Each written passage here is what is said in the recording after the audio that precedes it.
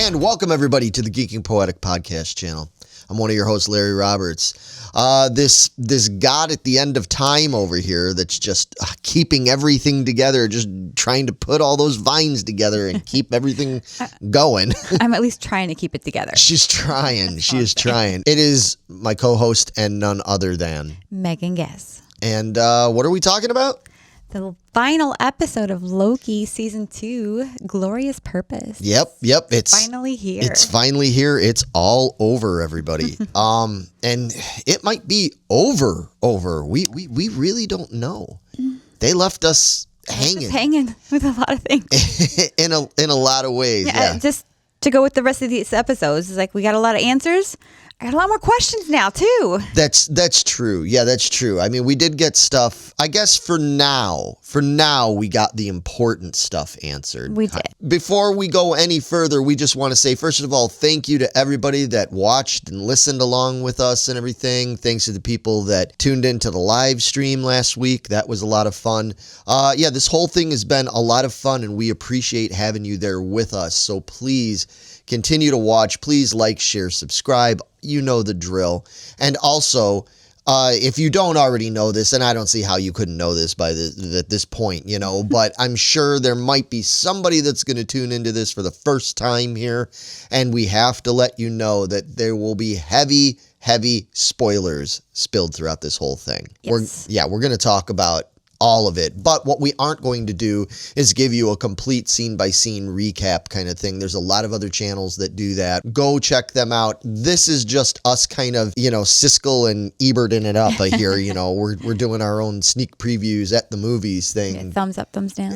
Right, exactly. Where we're going to talk about our highlights and our lowlights. And as is the case with just about every other episode that we've done on this, a lot of the highlights kind of balance out with the lowlights. There's double-edged swords there. Yes, exactly. There's not a lot, I should say, of purely clearly defined, especially when it gets to the lowlights. There's not a lot of lowlights with this. I mean, overall, I gotta say, not only the season, but this episode in particular.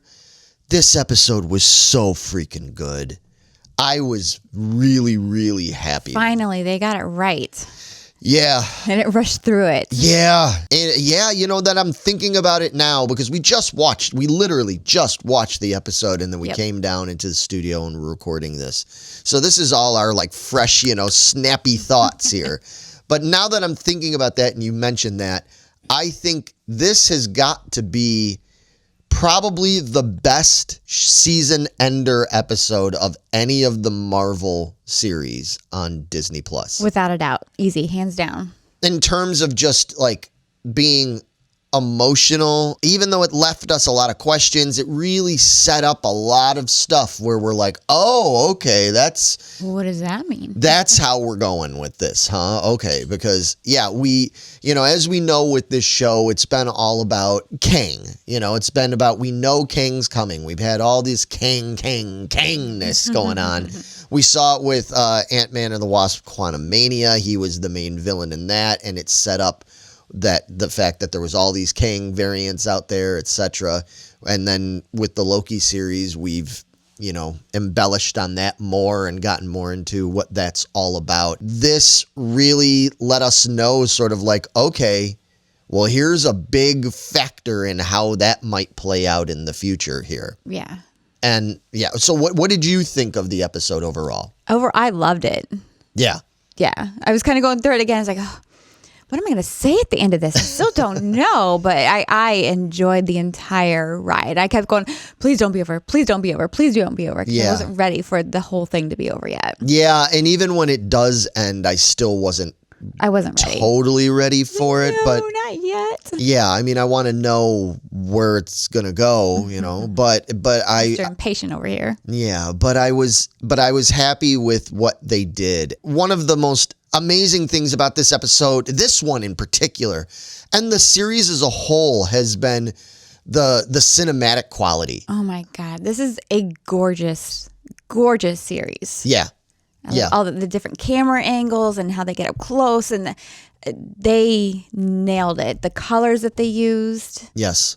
It's absolutely stunning. And it feels really MCU-ish. And everybody's gonna say, "Well, duh." But what I mean by that is that I think I've mentioned this in when we talked about some of the past stuff. Is that I feel like sometimes when I'm watching some of the MCU stuff that's come from, I guess this is Phase 4, that it hasn't had that same kind of comic booky, epic, cinematic, marvelous, no pun intended, or maybe a little pun intended, quality to it, and.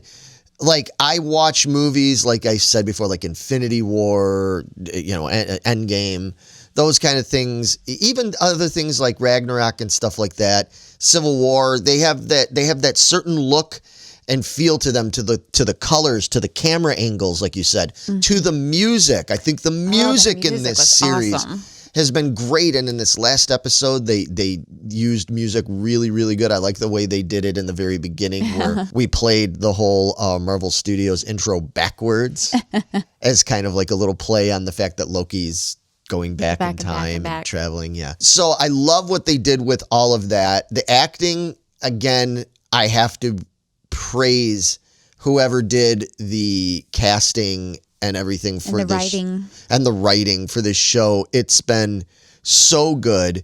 There isn't anybody on this show that I go, that character's kind of lame, or and I can't say that about any of the other MCU Disney Plus shows. No, you cannot. You let us know that very well. Oh yeah, there are certain characters and certain choice of performers and certain writing things they did that I was very critical of, and I really don't have that this time.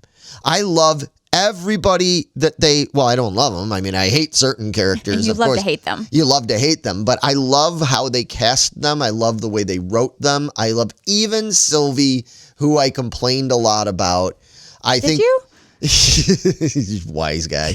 Yeah, even Sylvie. I mean, I'm actually a big Sylvie fan, and that's probably why I'm so critical of her, because I really loved her in the first season, and then I just felt like some of the things they did with her writing wise, I was like getting a little frustrated. Still a little frustrated, but overall, and especially the way it ended up and the things that she said to Loki here in this episode. That made it click. I was like, oh, wait a minute. Right. Another thing that I thought was brilliant about this episode in particular, the way they did things, was I love that they had Loki time jump to very crucial points and very crucial people. Like, not only did he time jump and then have his big, very important discussion with He Who Remains that revealed a whole lot. Yeah. And everything, when Loki basically comes to find out that there is no saving the loom. The loom is a failsafe. It's always going to explode and just leave the sacred timeline. There is no fixing it. There's no way to make it bigger, or there's nothing you can do. It was designed to do this. And Loki's sense of defeat at that, and all the things. Yeah, what? Yeah, it was awesome watching him like go through all this stuff. Right. Even before that, I was like just trying to figure out how to, get Timely out there to make it fit. Yeah. It work in the first place, and then he was defeated there, and then trying to stop Sylvie. Right. And then getting defeated there, because he's like, I'm not going to kill her. I'm just going to have to let this happen over and over again. Well, and I thought that was brilliant writing, too, because they very much were trying to make us think that that's what it was going to come down to. I absolutely thought he was going to kill her. That it was going to have to be. To. That he was going to have to kill Sylvie. That was the only answer. Mm-hmm. And so I love that they brought it to like that whole scene with him having to talk to time jump and talk to He Who Remains at the end of time, with all that and finding out. And then once he starts to figure out, when he looks at the equation over on the board and he realizes like, wait a minute. No, I don't have to do this choice or this choice, these bullshit, excuse my language, choices that you're giving me. I'm going to create a third. I'm going to make a third one. I'm changing the equation. He Who Remains sat there and said to him, well, You know, I don't know what your choices are. You're either going to have to go my way, or you're going to have to kill Sylvie, or you're going to have to deal with the big war that's going to happen. Everybody's going to die. Right. Like, those are your choices, bro. Like, that's what you got to do. And he said, no, I got to figure this out. And I love that what he did. I love that they didn't just have him figure it out. He went to the people that mattered the most to him. And at crucial points, he went to that moment when he and Mobius first started to connect. Mm-hmm. When Loki was in season 1, he was being so defiant and everything, and he has to rule and all this kind of stuff. He goes back to that moment specifically. Yeah. And we have Mobius who tells him a very sad story about himself. Yeah, talking about the burden and...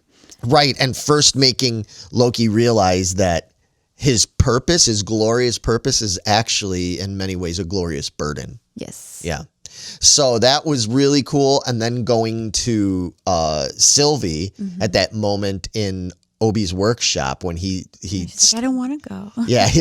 He stops time and everything. Like, and what'd you do? How'd you do that? Right. And he confronts her. And he's basically like asking her, because she's like, oh, I figured, she figures it out finally. She's like, oh, I get it. You have to stop me from killing He Who Remains. So you're going to have to kill me. So I guess you're just going to have to do that. And he doesn't say like, no, I'm not going to do that. He pleads with her to like, no, help me figure out something else to do. What do I do here? Mm-hmm. And then she makes that little comment to him about something about growing up in nightmares or something. Right. You can't replace one nightmare with another or what kind of thing. And then it's when you see, I love that it's so subtle, but you see him like realize, like he kind of twitches like, wait, what did you say? And he realizes that was the key is that, she's saying about replace and Mobius says about burden. And then he realizes what he's got to do. And it's like, oh, okay, now I know what I have to do. This isn't about Victor Timely being the big hero and saving the day or about all of us teaming up together and fixing the problem. The only one that can fix this problem is me. And I'm going to have to make a huge sacrifice. Maybe the ultimate sacrifice. But, he's going to have to basically make himself the new He Who Remains. He's the Loki who remains now. And I love in one of his time jumps. Yes. When he goes back when Victor Timely is supposed to put his head in there to unlock everything. Yeah. And it's like, welcome, He Who Remains. And Loki popped in at that very second. Right. That was, I didn't even catch you didn't catch that? No, that's cool. Oh, wow. I was like, okay. Yeah, that was a little hint there. Yeah. Now Loki is He Who Remains, sitting there on his sad throne, even though he does have comfy footwear now. I did like with the whole new costume he gave himself and the horns. You look at those loafers. I'm like, well, if he's going to have to sit there for the rest of eternity. At least he's comfy. At least he's got Except for that big horn thing. Yeah, well, he's used to that though, man. He's Loki, He likes the horns, I think. That's a part of his whole thing. Just the way they had that all play out and him realizing that. And I mean, again, I guess highlight and low light is the fact that the highlight is that Loki is the guy now. He's the guy who has saved all the timelines. He created the new tree, kind of like the Norse tree thing. I thought that was an amazing reference there, having him do that. It's beautiful. Absolutely beautiful. And at the same time, it's really sad from a low light standpoint, because I love that last shot of Loki there when you see him. And even that, when he turns back to look at his friends before he finally kind of disappears, when he just does that and they're looking at him and he's got, and it's like, here I go. He has this look on his face is both so kind of sad, but like really happy at the same time. Like he loves them so much. He's discovered not only a love for his friends, but a love for everything. He didn't have that before. Like that was not Loki would have never sacrificed himself for this. For anything like that. No. And now he just has such a love of everything. Plus, we also have to remember that throughout this episode, we've come to find out, as they show us with centuries later, this man has now lived that much longer. Yeah. He has been time jumping for centuries. Literally centuries. And learning and with knowledge. And so it's easy for us to forget that because it literally happened in a snap on the TV show. But in the reality of things, Loki has been now around them and through those scenarios and learning with them. And he had to learn everything from Obi. Remember how he said how long would it take? And I don't know. Days? Weeks, months, centuries. Yeah, exactly. And they say centuries. So Loki has spent centuries now, which is just a flicker to us, but to him, he has been in existence for centuries. They made it kind of funny, of course, where he's like, okay, I know what's going to happen. Come on, let's do this. All right, we got to do it again. But at the same time, by the end of it, we see such a maturity. I'm so happy with what they did with Loki. Yes. You took a character that was cool, was badass. He was funny, he was clever and all this kind of stuff. You took him and you killed him off in Infinity War, which was really frustrating because he was just really starting to get kind of cool. You're like, no, god dang it. Right. And then we went back and now they've done this and they made him infinitely more cool and more interesting and more important. He's now literally like maybe the most important person in the Marvel Universe. Yep. At least one of them. One of the most important. Because he's controlling everybody's fate. Yeah. All the time. Yeah. Controlling all the stories. Yeah, exactly. And I love the fact, another highlight, I know you mentioned it when we were talking when it was over, is I love that he stuck it to Kang. Oh, that was awesome because Kang, he just knew. We said that all along. Yes, that one we got right. It was all, well, we got He Who Remains too. We knew he was going to become that. Yeah. Be controlling of it all or somehow. Thought he just knew everything, but he did a couple times have a really worried look on his face. Yes, he did. He's like, this one kind of scares me. I need to keep him busy. Right. Yeah, he was, and he was trying to like confuse, like, you come on back. And then Loki goes, you think this is the first time we've had this conversation? Right. I thought that was great. Oh, I thought awesome. that was great. Yeah, Loki was really, really kind of putting him in his place and showing him like, you don't know what you're dealing with here. I've put the time in. Exactly. Centuries of time into to being ready for this moment. Plus, it's the one thing that I don't think He Who Remains counted on. All along, he counted on, well, Loki's going to have one of these two choices. He's going to have to just stop Sylvie from killing me because like we said, we brought up a long time ago, we were like, come on, everybody. Like, how can Sylvie actually think it would be that easy? Like, He Who Remains was just so feeble. He was going to let her kill him like that. She's not really that bad. I love Sylvie, but she's not that badass. You know what I mean? She's... It was too easy. He just got there and took it. Yeah, he just took it. Exactly. And there was a reason for it. And we found that out. But what I don't think he was counting on, clearly, is he wasn't counting on Loki becoming such an evolved person and going beyond just the god of mischief who's destined to lose. Mm-hmm. He did not count on the fact that Loki would find a completely unplanned way. I don't think he ever envisioned that he would be dethroned, essentially. Literally, yeah. Yeah, I'm very happy with that whole thing. I love the fact that now we've got another little wrench thrown into Kang's plan, and then we find out another thing that I love is the fact that we got to see that the TVA does live on. It does, in its new little purpose. Yeah. Yeah, well, not a little purpose, really. No. It's a happier purpose now. They're no longer pruning branches, but now the TVA's purpose is they're hunting down the millions of different Kang variants. I don't know if, they're hunting them down. Right. But they're watching them. It's like, are they on to us yet? Do they know about us yet? So they're not like just going in and like, die. Right. They're monitoring it to make sure shit doesn't go down. And to find out and make sure that Kang doesn't find out about them and try to come and take over. Exactly. Right, yeah. And I love the little reference when they said, well, we did find one of them that just was in a whole skirmish in a 616 adjacent universe. Well, 616, that's the main Marvel universe, is Earth 616. Adjacent universe being, I'm sure this is what they were referring to, being the quantum realm? Yeah, the quantum realm. Oh, so that goes back to Ant-Man. It goes back to Quantum Mania and everything with what happened there and all that stuff. So it's cool that they tied that in, and it's like, oh, we're like watching that. Like, so we see that. The TVA were aware that happened, and this is obviously happening kind of concurrently with Quantum Mania. Yeah, I thought that was really cool. I loved getting to see that like people like B-15 are now, she's got a new purpose and she's kind of a leader. Yeah, she was running the show. Kind of. Well, she's sort of like the new Docs, like where Docs was before and everything, in the war room, sitting at the table there is like one of the leaders. I thought that was great. Seeing Casey in there, sort of like still being Casey, but he's just sort of like, yep, we got to do what we got to do. Mm-hmm. Let's get to work. Yeah, I thought. Yeah, it seems like the TV, they don't have, they know about their variants or whatever. Right. And they're free to go whenever they feel they need to. Right. So they're not like prisoners. Yes, exactly. And that's the other great gift that Loki gave them, is that not only, like Sylvie mentioned at the one point when she said, Loki's giving us a chance.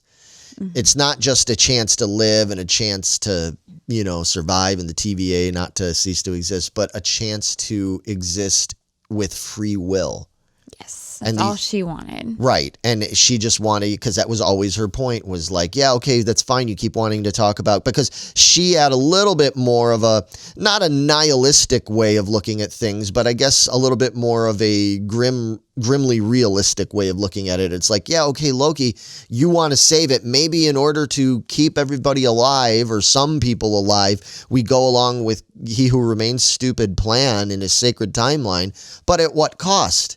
It's like people are going to be, they're slaves essentially. They're just, they're at the whim of some god. Mm-hmm. And, Loki was saying, well, what's better, that or they all be dead, then nobody exists. And she's like, well, yeah, because I guess it's kind of like give me freedom or give me death kind of thing. That's what she's been saying all along. Right. She's stuck to her guns, man. Right. And and that's why I say, as much as Sylvie kind of did aggravate me a lot of times with her not grasping onto things as much as I think they should have let her grasp, I do ultimately see that in the end, where it came to and what her ultimate point was and what she needed to finally get into Loki's head was that. Right. I think we were team Loki too much, that we weren't seeing Sylvie's side. No, I don't know about that. Maybe a little bit, but I think it's just... You're like, come on, Sylvie, you got to understand what he's trying to do here. It's like, what is she trying to do? Yeah, we weren't listening to her either. Right, that's a good point. Yeah, I think that was kind of the problem, is that they were just not having either of them maybe make their points heard by each other well enough, and that's just for writing purposes, for drama of a TV show. Yeah, exactly. One of my favorite highlights of the whole thing was watching Loki doing, Doctor Who timey-wimey, going back and back and back over and over again. Having to just keep doing it over again. Yeah. It was stressful, yeah, but it was funny at the same time, just the way that his reaction is like, that didn't work. Yeah. Again. And they're like, come on. This is what you got to do. Yeah, I know. Come on. Let's got to go. I love when he was like, basically, because he'd done it so many, probably hundreds of times, that he knew what everybody was going to say, and he was just like, hey, and they're looking at him like, wait a minute, how did you know what I was going to say? Like, this is getting weird. And I love that throughout the whole thing too. As that was happening, they'd show Sylvie every now and then. She wouldn't even say anything. She'd just be looking at Loki, because she was just like, wait a minute. Something's kind of funny here, because as we know, she's a Loki. And so just like we saw in the other episode where it was like, he expected he was going to have to explain everything to her. And she's like, no, I know what's going on. I'm a Loki, and everything. Right. Like, I thought that was really cool. I loved the humor they did. I loved that we even had that real brief cameo then of Miss Minutes and Ravonna and Brad when he just goes bursting in the room and they're like totally stunned that he's there, and he's like, I know. No. Okay, yeah, I know what you guys are doing, and I don't care about that right now. Miss Minutes, please come help us out. And she's just like, and she kind of blink. What? Like, the hell? I loved that. I thought that was really necessary. I'm glad that we got all of that. I actually could have even, I know this is just probably being gluttonous, but I could have even used more. Like, oh yeah. Like, I know I was really enjoying that part. I know that they had to get the story, we had to wrap this up and everything. And we were getting the little cards that was basically saying, centuries later and so on and so forth. And I wasn't getting tired at all of seeing the repeats and the over and over again. I wasn't either. And him having to keep going further and further and further back in time, going, well, maybe if I go a little further back, I can fix this now. Well, no, okay, that didn't work. I got to go even further back. Yeah, watching him feel defeated over and over. It's like, oh, this is it. I nothing else I can do. I tried everything. This is pointless. Yeah. It's going to be like this every time. And then something happening like, wait a minute. Let me try this. So that was pretty cool. Yeah. I really enjoyed that part. Yeah, of it. I enjoyed that a lot. There really wasn't anything in this episode that I didn't enjoy. The one thing they did leave really hanging is the fate of Ravonna Renslayer. Because we did get to see her briefly towards the very end of the episode. That kind of seems like a cliffhanger. I think they want us to believe that she was on that planet about to be devoured by the big cloud smoke monster thing. I don't know. I don't think she was. And I think she looked determined. She's like, all right, okay. You want me to go this route? Oh, great. We're doing this. Yeah. Right. Yeah, like, I'm not going to let this defeat me. Plus, I thought it was very telling that the camera panned down and showed that for all time always cover thing. Because if I'm correct, and if anybody out there knows, if I'm wrong, correct me on this in the comments, but I think that was wasn't that where they were hiding? All the Lokis? Yes. Wasn't that the entrance to the underground bunker thing where they were all hiding? I bet you're right. With Croaky and all that stuff and President Loki and all that. Yeah. Huh. I think that was it. So if she figured out she could be hiding under there, I do not think that is the end of Ravonna Renslayer. Absolutely not. I think we're going to see more of her. She's too of a badass to just end out like that. Mm-hmm. Yeah, and maybe she's going to even be something, getting into possible future things. Maybe she, just like Loki and Sylvie did when they were trapped there at the end of season 1, maybe she will figure out a way to get through and get to Loki where he's at the end of time. True. Because he's just adjacent, right behind the hidden shield, so to speak. Maybe she goes over there and causes a problem. That who knows? Yeah. Anything could happen with her, so. Yeah, who knows exactly. So, and we don't know. Maybe at some point we're going to find out that they are going to prune one of the Kang variants that they encounter, or a bunch of them, and they are all going to end up on that planet. Like Loki, so we're gonna do the opposite. Well, they're all gonna end up on that planet, and who's the one that kind of knows about them now and understands all this stuff is Ravonna. She knows a lot about a lot of it now. How the war started, how they hooked she's up. She's gonna and sort saved it because she was key to the whole war, and she's gonna be key to Kang again. Shit. Because, what do they do? If they prune a bunch of Kangs, that's where they're going to go. Right. Right where she is. And if she's still... Now, they're not going to be worrying about her because they're going to figure, she's probably dead by now because of that creature will wipe her out. Because it comes through and just like a garbage eater just kind of, clears house every now and then. Right. But if she survives...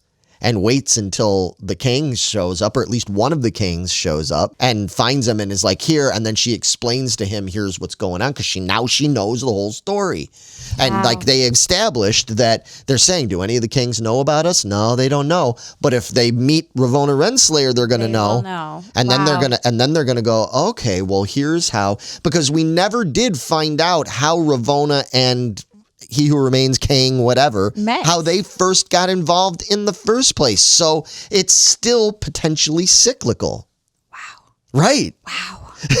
Right? So that's where I think that's going, is that she's there, she's going to be hiding out, and, she's going to be all like Robin Williams and Jumanji, she's going to be like hanging out on that planet, all ragged and stuff, trying to fend off that monster and everything else for a while until a Kang is going to, at least one Kang, if not more, is going to get pruned and sent to there. Building her Kang army. Wow. And maybe she's going to help, co-run the Kang army kind of thing. Who knows? There's all kinds of options there for that. Crazy. It is crazy. Another thing that's kind of a low light, but it's more of a question mark than like a negative, but it's just the Mobius. Poor Mobius, man. It seems so sad for him at the end because he can't go and just live that life because the other one was there. Right.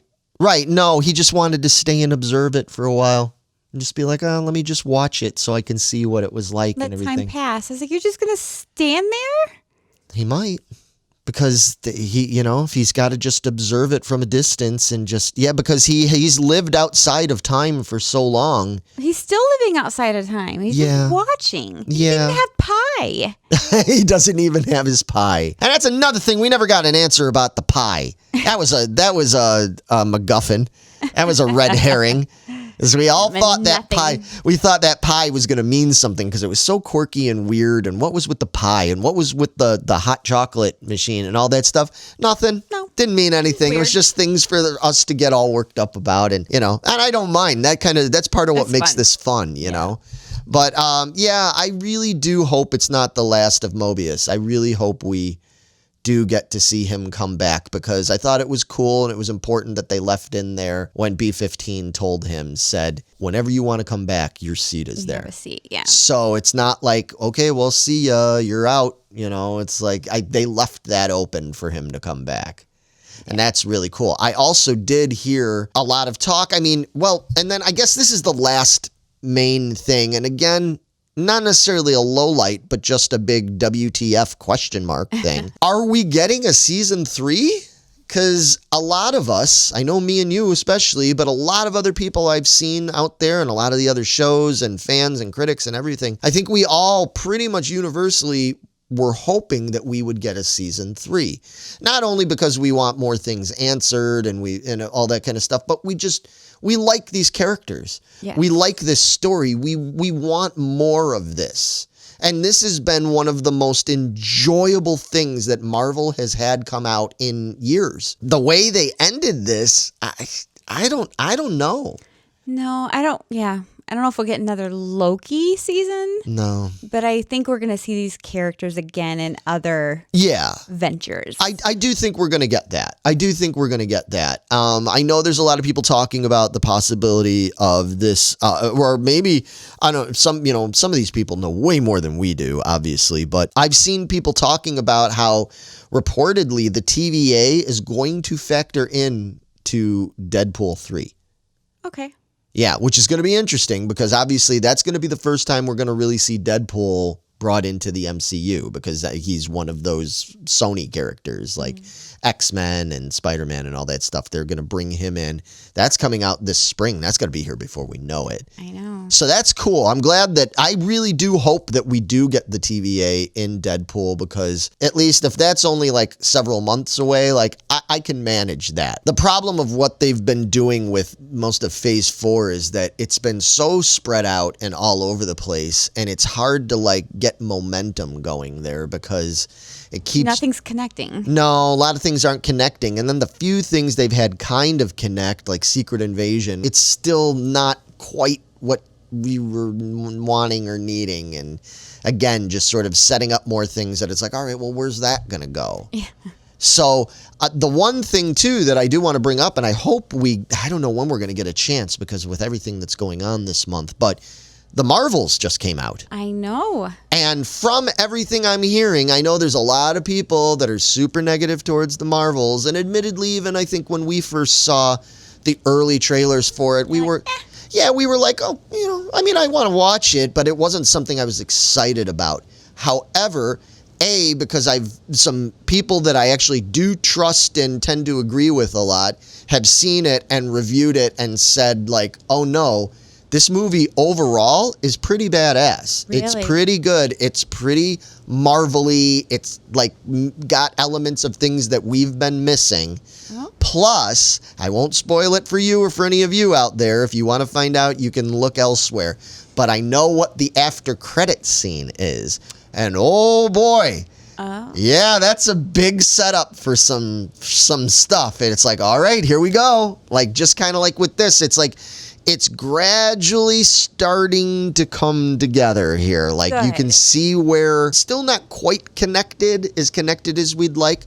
But I mean, one of the things that's going to factor in with the Marvels and everything is that there's another thing where, well, there's an opening, there's a rift between realms, multiverses. There's just like we saw in Doctor Strange and in Loki, and now with this, we keep seeing this whole thing about multiverses possibly coming together or having tears between them and things leaking in and out and all that kind of stuff. And yeah, yeah, this really delves into that, and there's a pretty big surprise at the end of the Marvels, man. So I'm not gonna survive this.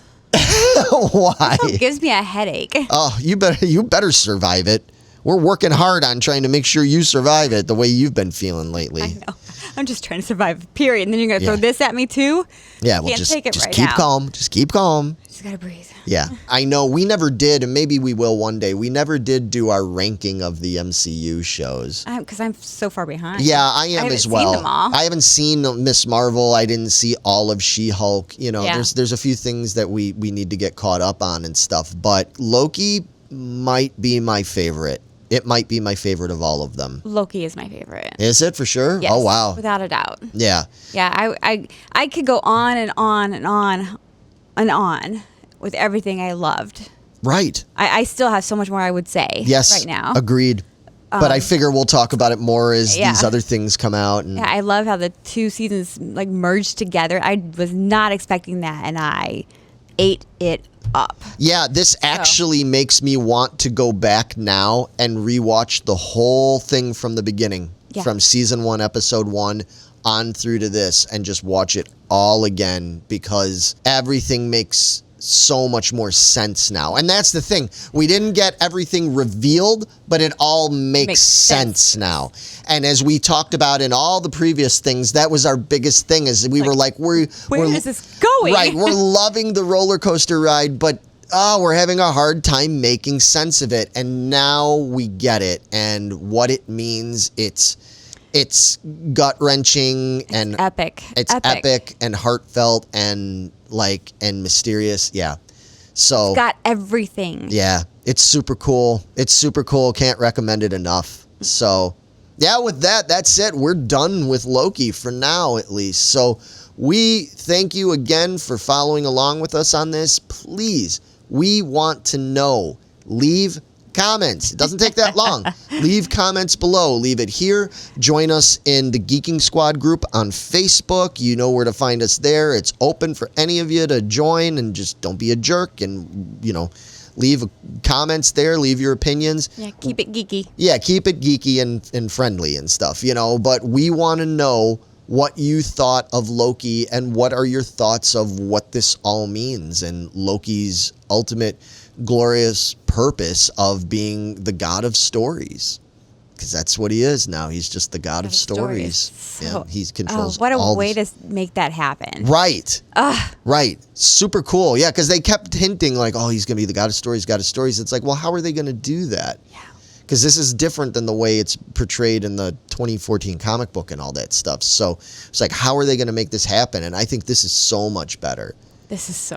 And the writing of this, the way they've done this for somebody like me in particular, because you're not as much, but for me, I'm a comic book nerd, like I've been reading. I was thinking that earlier. This episode especially felt like a comic book, because it was like back and forth. Right. And it's like all individual little, Yes. I know. Mwah, chef's kiss. It's amazing. Yep. Exactly. It was so comic booky the way they did 1 and 2. This felt like a really, really good comic book story when it's done really well. Especially that last scene of him, and Yes. I could just picture that in the comic book. Yeah, exactly. All the colors.